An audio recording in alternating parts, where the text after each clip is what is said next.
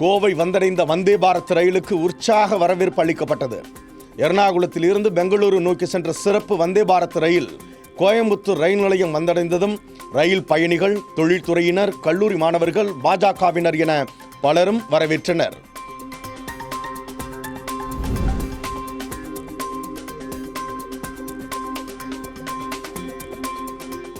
உதகை மற்றும் அதன் சுற்றுவட்டார பகுதிகளில் பூத்து குலுங்கும் காட்டு டேலியா மலர்கள், மஞ்சள் மற்றும் பர்பிள் வண்ணங்களில் பூத்து குலுங்கும் வண்ண வண்ண டேலியா மலர்களை சுற்றுலா பயணிகள் கண்டு ரசித்து செல்கின்றனர்.